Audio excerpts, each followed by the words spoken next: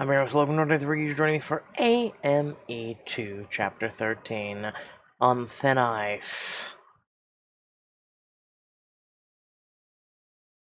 Despite the chaos of the date card reveal, all you can think about is Omar's meeting with the studio executive. Your mind is racing as you head to hair and makeup until a familiar face greets you with a hug. John, reunited at last! Welcome to Iceland, Fatima. How was your time off? The unexpected vacation was nice, but I've gotta say, I missed my muse. Luckily, Carson keeps the place well stocked, so I'm ready to get to work. I'm glad, but didn't you find it weird that Carson's mansion is a professional, or a confessional room and hair and makeup? Once you've worked with Carson as long as I have, pretty much nothing is weird anymore. I guess I shouldn't complain. I've been dying to try one of those outfits since we got back here. We're a long way from home, but the chill has only sharpened my focus. You're gonna love my take on the icy chick. Well, let's see it. What am I, in Canada? Thanks, Fatima, but I think I'll wear what I packed. I'm sure your date will keep you warm. She always does. Just then, Jen rounds the corner, flipping through the pages on her clipboard. Hey, Jen, is Carson still holed up in his room? Yeah, but Omar's taking care of him, which means we can leave for the date whenever everyone's ready. But first, you won this week's audience vote. Again? America can't get enough of you, John. Even better, the audience vote power will let you decide if you want to stay partnered with Adam or if you want to choose someone else. They'll let me swap partners? Again? No thanks. No offense, Jen, but my head's only just stopped spinning after last swap. Besides, Adam and I won the culinary challenge. If I change partners, will we still be immune from elimination? Well, that's the catch-22. You'll be immune regardless, but if you change partners, Adam will end up in the bottom 4. Oh, and I'll be the one who put him there. I know this is a tough choice, so I'll give you till the end of the date to decide. Speaking of which, Jen checks her watch. Our ice cave adventure awaits. Sounds romantic. Lead the way.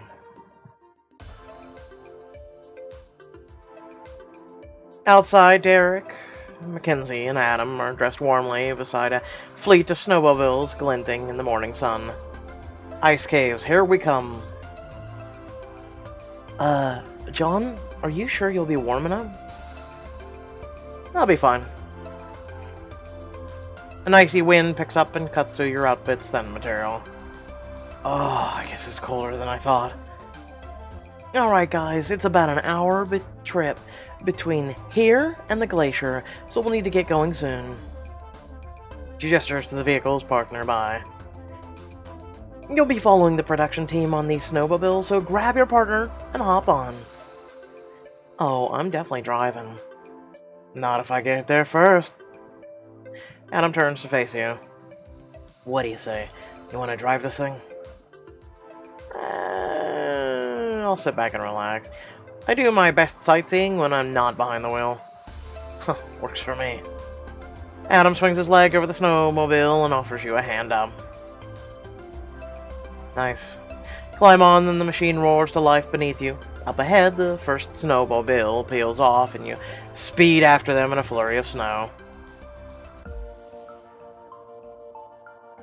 You and the other contestants follow the production until you slow to a stop just inside the mouth of an enormous cave. Wow. Your voice echoes through the hollow space, and you abandon the snowmobile to head further inside. This place is incredible. For real. I've never seen anything like this in my life. Now that we're here, I'd like to see the sunset or sunrise, whichever it is. So move, thanks. Then I'll make my choice. I never want to leave. I've never seen something so majestic. It's not only the second biggest glacier in Iceland, it's the largest man-made ice tunnel in the world. It's amazing. As amazing as it is, I'm pretty sure I can see the same view online from the comfort of a mansion. Okay. If I was unsure before, I'm certain now. You have a real sweet side, John. Soft and cuddly is kind of my brand. Feel free to explore, you guys. When you're done looking around, we'll stop for lunch and then head back. The group spreads out to examine features of the cave. Jen said I should think about who I want to be a partner for the rest of the competition.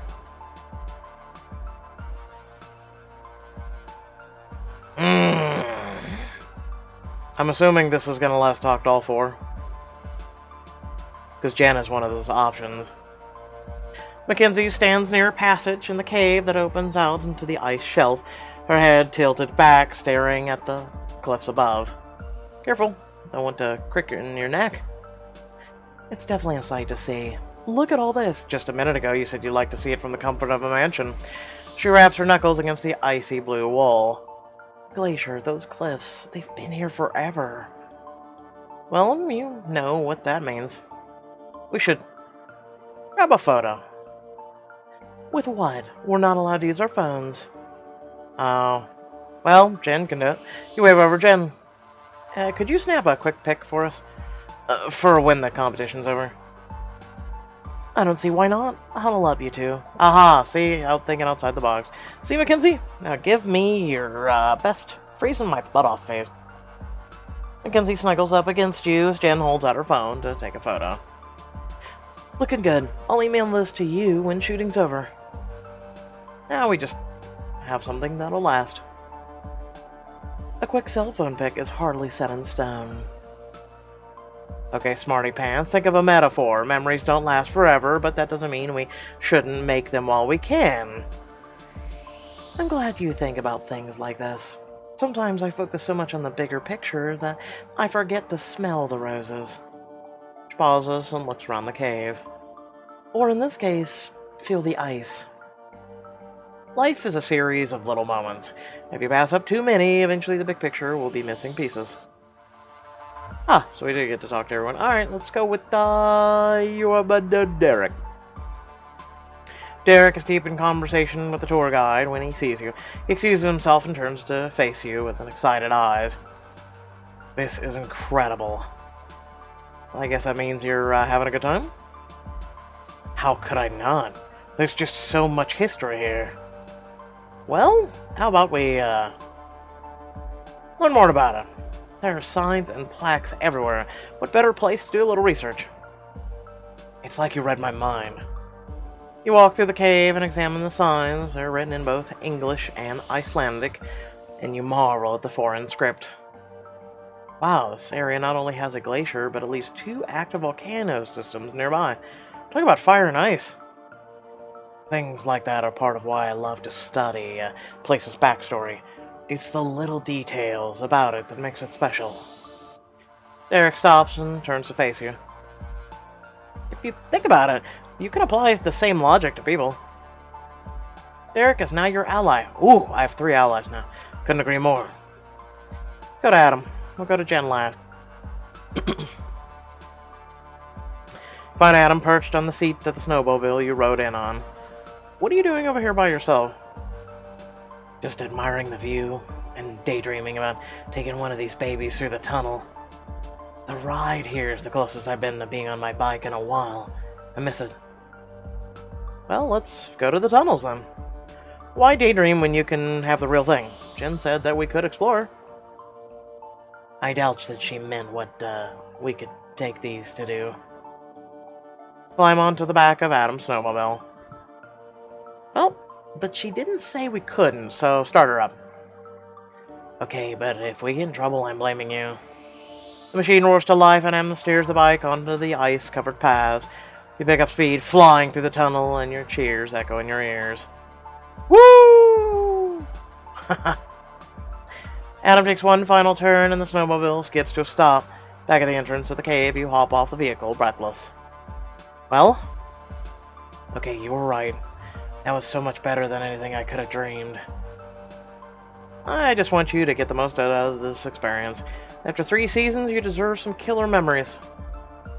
I'm not gonna forget anything soon, John. And finally, Jen.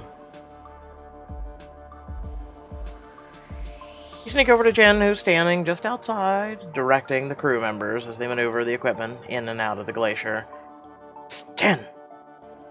John, what are you doing? You should be on your date. I was thinking about my final partner, and I wanted your opinion. After 2 seasons, you know me pretty well. Who do you think I should pair up with? Mackenzie will definitely challenge you to compete at your highest level. Go with her. Thanks, Jen. Jen and the rest of the production team heads over to mount their vehicles. Alright, everyone. I think that's enough ice skate for today. Let's head into town. Yes, but I'm thinking about Adam. I mean, he's been screwed over 2 seasons in a row, and this would put him in the bottom 4. Returning to town, you, Adam, Mackenzie, and Derek head to a local cafe in downtown Reykjavik. What's that? You didn't think I knew Icelandic? Yeah. Bite me. You find Omar waiting for you when you walk inside. Ugh. Omar, what are you doing here? More importantly, who's watching Carson? I figured Ren could handle him for a while. Truth be told, I am in desperate need of fresh air. But don't let me distract you from filming. I'm just here to grab some B-roll. Omar gestures to a nearby table where you and the other contestants sit down. I still can't get over it. We're filming Amy in Iceland. The season has taken some pretty wild turns. And 1 or 2 almost drove us straight off the deep end. We're so close to the finale. I wonder what they have coming up for us next. That's actually an easy one. New partners. All 3 of them look at you in surprise. You take a deep breath. I won the audience vote, and I have the power to trigger one last partnership swap if I want to. That's a real power move this late in the game. Tell me about it.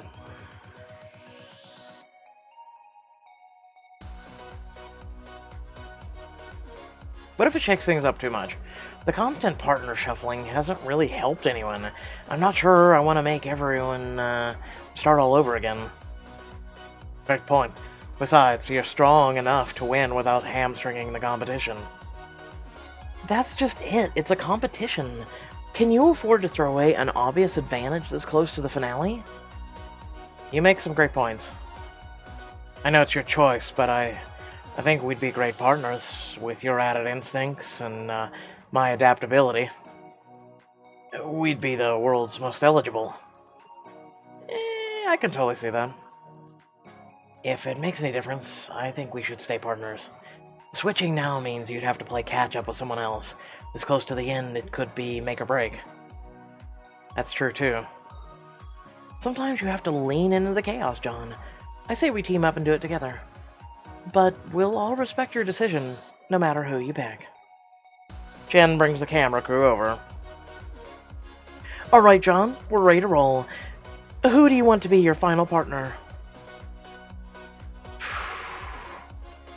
Choose carefully. The contestant you pick will be your partner for the rest of the competition. I pick...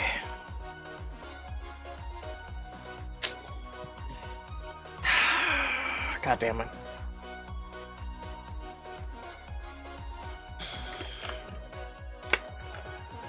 So, I mean, Derek's a swell guy. He's okay. I have no big feelings about him. Adam sacrificed himself to save us. Kinda wanna owe him one. But it is a competition, and I understand that. And we're also a love interest with Mackenzie. Oh, my shoulder hurts. I'm gonna lean into the chaos. I need you by my side. Mackenzie is now in love with you. Oh. Oh. Okay. We've got this in the bag. I respect your choice, John, but I gotta ask, if we're not partners anymore, then who's in the bottom four? How about that? The audience vote grants guaranteed immunity to me and my new partner. Which means I'm in the bottom four, even though we won the challenge together? A tense silence descends on the room. Mackenzie and Derek cast their gazes to the floor. Adam... Hey, don't worry about it. You had to do what you had to do. Yeah, but... John, it's fine. I've got to respect the way you play the game. Omar clears his throat, gesturing to Hannah, Mackenzie, and Derek. You three, head outside with Jen. We need a B-roll of you out in the snow. What about me? Omar signals to the crew to turn off the cameras. I think you've gotten enough screen time for one day. Looking wary, Jen shepherds Adam, Mackenzie, and Derek out of the cafe. When they're gone, Omar sits across from you. Oh, we're gonna have a moment, aren't we? So you picked your final partner, the person you want to fight with till the end. Yeah, and I wonder what your intentions are. Is your partner the person you really have feelings for? Oh! Oh, look at that. Omar, where are you going with this? Omar eyes you seriously for a moment, then sighs. Have you done this to all the contestants? Because if so, that's harassment. Let's just say this is an important question, John. I need your honest answer. You've picked your on-screen partner, but where does your heart lie? Here's your last chance to decide. Choose wisely. The person could be your love interest for the rest of the book. To be honest, I have real feelings for my partner. I chose Mackenzie as my partner because she's the person I want to be with. It's that simple. I think we got everything we need. Let's pack up and head back. Hopefully Ren's gotten through to Carson. The crew breaks down the equipment at breakneck speeds and heads out to face the cold. Why don't you go ask Mackenzie if I love her? B-A-H. After returning from the restaurant, you get a few minutes to yourself to warm up before Omar and Ren rush up to you, looking a bit harried. What now? What's going on, guys? We've been dealing with Carson all afternoon. To say he's not taking this demotion well would be a massive understatement. Wait, whoa, whoa, whoa, whoa, whoa, whoa, whoa, what? Demotion? If there's anything I can do to help, we've got it handled. Anyway, that's not why we came to find you. Jen was glowing about your performance on that group date, so we've decided to give you a little something. The key to the Icelandic Dream Suite. You can take anyone you want and spend a romantic evening with them. Wait, why are you being friendly? He hands you the Dream Suite key. Seriously? It's awesome. Wait, tonight? You mean Carson has a Dream Suite in his own house?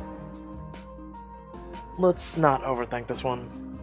Now, if you'll excuse me, someone needs to pry Carson out of his man cave and put him in a makeup chair. You stare at the key in your hands as Omar rushes off. Well, it feels a little weird to win the Dream Suite key a second time in a row. Why? You've won more challenges than any other contestants. You outplayed Vince, you survived Carson's surprises. Then after all that, don't you deserve some time to unwind with no cameras, no interruptions? Just you and whoever you want to invite? That's certainly tempting. You don't even have to wait until tonight. Carson's not coming out of his room anytime soon. Now's the perfect time. Visit the luxurious Dream Suite for a steamy encounter in this exclusive scene. You might even get a chance to take your relationship to the next level. Is there a next level beyond love? Because Mackenzie's already said brrr, okay? She's already brrred, okay? And why am I allowed to take any one of these? So confused. Invite Mackenzie. You didn't see that one coming, did you?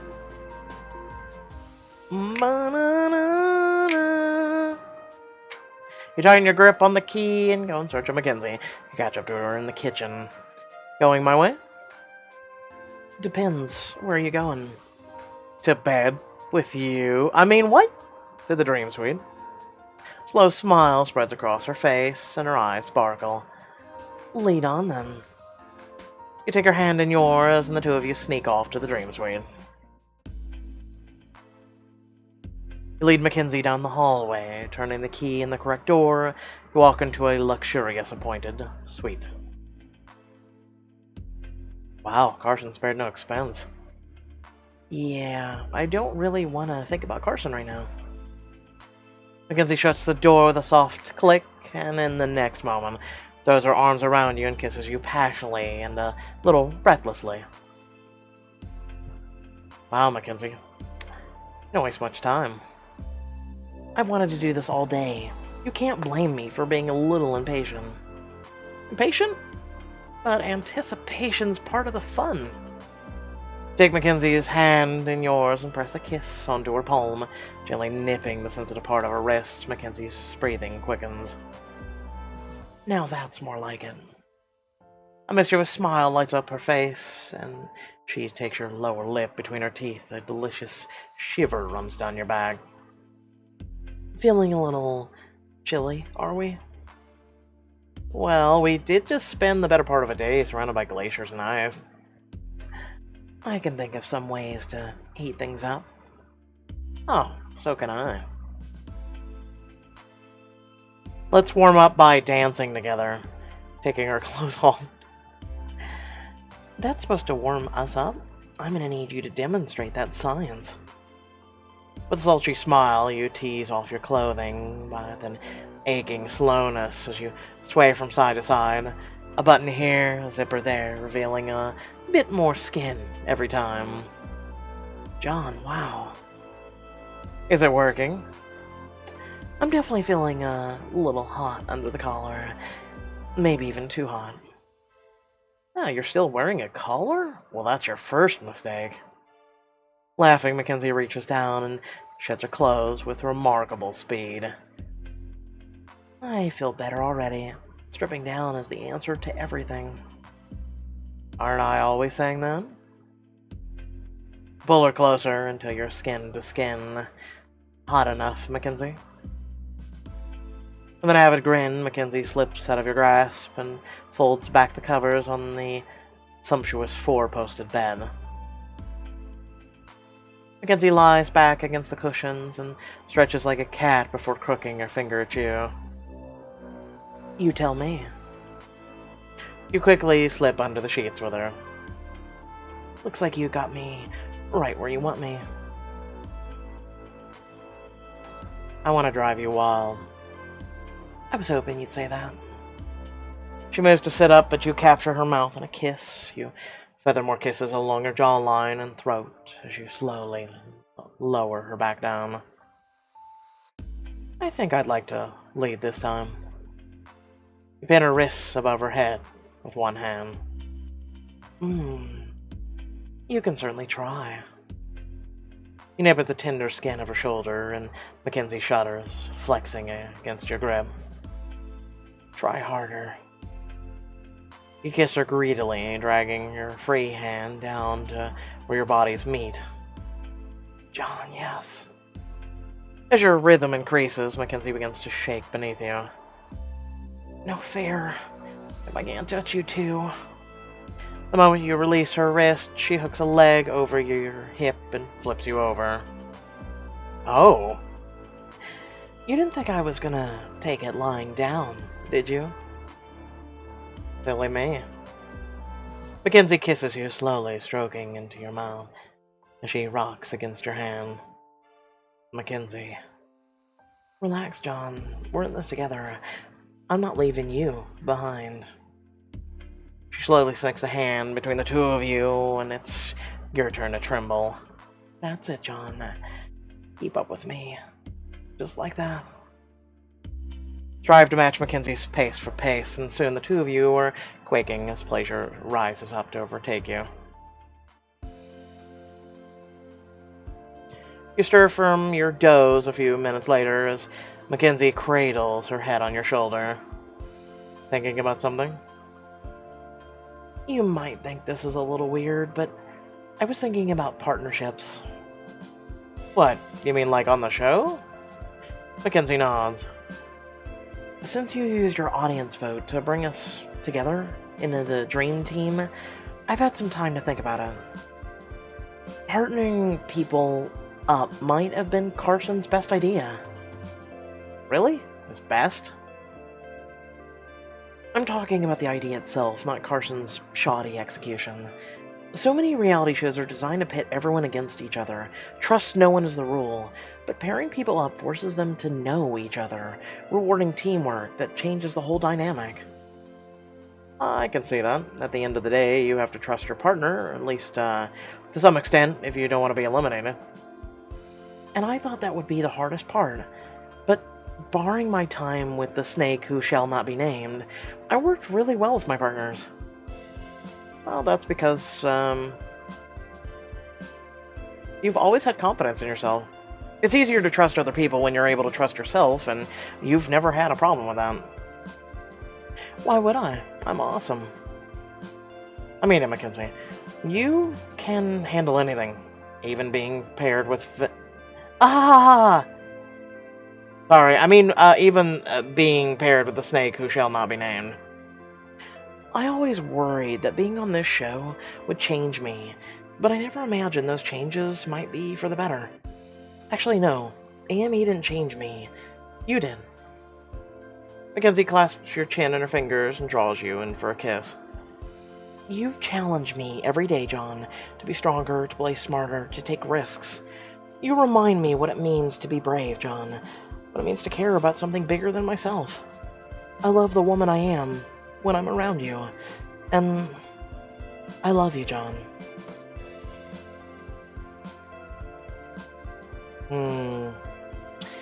Mackenzie, I love you too. Mackenzie suppresses a smile, but she can't hide the way her eyes light up when you say it. You have excellent taste. We have that in common. Come here, you.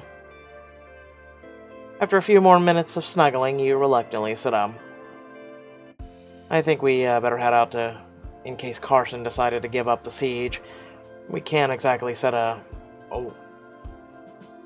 watch by his moods. Fair point. Two of you quickly get dressed and leave the dream suite behind. Later, on your way to the kitchen, you spot Omar and Jen outside Carson's room, still negotiating uselessly through the closed door. Carson, we filmed everything we could, but we have an elimination coming up. You're essential. Essentially useless, you mean? Nobody really needs me. The studio made that very clear. That's not true, Carson. You're the face of the show. You're the first person our viewers see. Do your damn job, Carson. Carson's response is an angry thump. Did you just throw a shoe at the door? If Carson's risking his designer loafers, he's worse off than we thought. Yikes, looks like the elimination's gonna be further delayed. Looking for something to pass the time, you wander downstairs. As you pass the makeshift production room set up in Carson's home office, you spot Ren whispering into a cell phone. No, Carson's in his room. The production's delayed again. He's devastated. Is he crying? I don't know, maybe. Why would you want a recording of it? Jen's handling it right now, but I don't know how much longer I can do this, Piper. It doesn't feel right. Piper? Ren jumps up with a guilty start, stuffing the phone into his pocket. It's not what it sounds like. Sounds like you were on the phone with Piper, man. Then I guess it is what it sounded like. Ren, tell me there's a rational explanation for this. Jen trusts and respects you, and she's a pretty good judge of character. What's going on? Okay, I was talking to Piper, but it was supposed to be for a good cause. I wouldn't have agreed to deal with her otherwise. Deal? What kind of deal? Why would you work with Piper? Ren slumps down into a chair. I don't work with Piper, I work for her. She hired me first, then called her old contacts at the studio to get me hired on AME. To sabotage the show? No, to work on it, and keep tabs on Jen. She was worried that Jen's talents would be ignored once Carson was in charge. Sounds like Piper, kinda.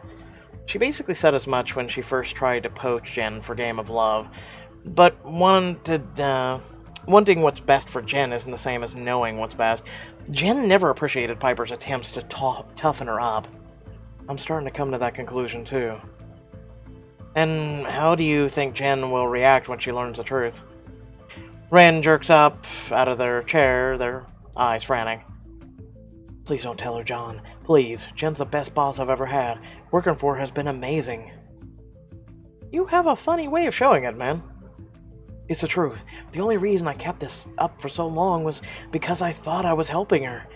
Piper told me AME had gone off the rails and would drag Jen's career down with it, unless she could convince Jen to work for her instead. And you believed her. Can you blame me? With Carson's running AME, it's been one disaster after another. But Jen's managed to hold everything together. She's creative, organized, tenacious, but without any of Piper's viciousness. Jen's voice drifts out to the hallway. Ren, where are you? Don't tell her, John. I could lose my job. I made a mistake trusting Piper, I know that now. I don't want Jen to hate me. There you are. I've been looking all over for you. Both you and Ren jump as Jen comes into the room. She glances between the two of you. What? Do I have something on my face? Ren shoots you a pleading look.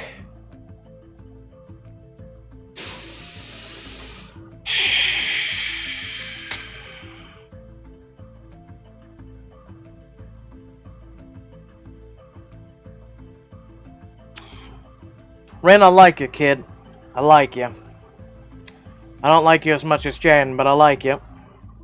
This is a very tough decision, actually, for me.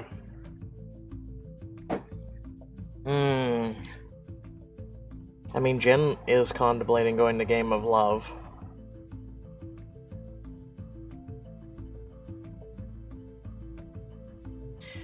I'm thinking out two possibilities.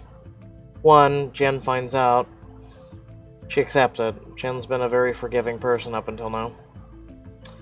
Or, she's completely devastated that the fact that she thought she was doing a fantastic job by herself and keeping everything together, you know, being what this guy just complimented her on, and then to know that Piper behind the scenes is doing things because of Ren and etc. Ren's working for Piper. Got them sharing production details over the phone. What? Ren, is this true? Yes, it is, but I was only trying to help. Jen holds up her hand. Stop. You couldn't have picked a worse time. I'm so busy I can't even think, much less process all this. Am I fired? Should I fire you? Ren's mouth shuts with a snap, and they stare at Jen in mute appeal. Jen pinches the bridge of her nose. With Carson in crisis, we need all hands on deck, including yours. But you've broken my trust. Once this chaos dies down, I'm afraid we need to revisit whether you're a good fit for the show or not. I understand. I need to go and check on Carson before he tries to rope out of the bedsheets and escape out the window. Or create a noose with the blankets. Jen leaves without a backwards glance. Ren folds her arms in front of their chest. Looks like you got what you wanted. Suppose Ren's secret, they'll remember that. And what about Piper? I'm done with Piper. I won't let her manipulate me again, and that's a promise. Before you can reply, Mackenzie pops her head in the room. John, Ren, you might want to see this. Carson's having a total meltdown. All three of you rush out to see what's going on. What now, Carson? What now? You arrive outside Carson's room to find Jen, Omar, and the other contestants gathered in the hallway. Damn it, Carson, this has gone on long enough. We have a job to do. Leave me alone! What a beautiful display. Carson still won't come out? This is just sad. He's not the boss anymore. Can't you barge in there and, I don't know, drag him out? We should. But we can't. This is Carson's house. He volunteered it for the show. But he could kick us out at any time and leave us back at square one. Jen glances over at you. Maybe you could talk to him. Me? He's clearly unwilling to listen to the producers, but maybe he'll listen to a contestant. It's highly unconventional, but I'm willing to try anything at this point. If you can knock some sense into him. Or maybe you could just talk it out. Your call. Go with your instincts. In this exclusive scene, go talk to Carson one-on-one and help him out or tell him what you really think. Let the producers handle it. Carson's already in a fragile state. I don't want to risk messing that up. I understand. Oh, at the end of the day, Carson's our responsibility. We just need to be patient and... Screw patience. Carson's been begging for a good kick in the pants all season, and if John won't give him one, I will. Omar storms into Carson's room, slamming the door behind him. A bout of indistinct yelling follows. When Omar emerges, the front of his suit is smeared with flaky crumbs and blueberry jam. What happened? Carson expresses dissatisfaction with my terms by throwing a box of pastries at me, but I made my point. We'll shoot for elimination tomorrow. It's not ideal, but it's doable. I'm okay with it. Well, that gives us an extra day to strategize, at least. Good luck. You're only delaying the inevitable. If I strangle the man, it'll be okay, won't it? Muttering, Derek, Mackenzie, and the other contestants quickly disperse. But before you can join them, a familiar figure steps in front of you. Oh. Hello, Mr. Gallagher. John, just the contestant I've been looking for. Omar's been telling me some surprising things about Jen. I'll need to have a word with you in the production room. Oh, Mr. Gallagher, sure, of course. As the studio executive heads towards the production room, you remain frozen to the spot. Surprising things about Jen, what's he talking about?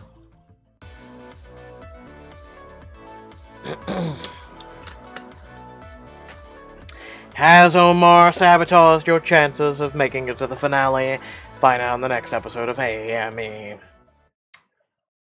No. No, I don't think he has.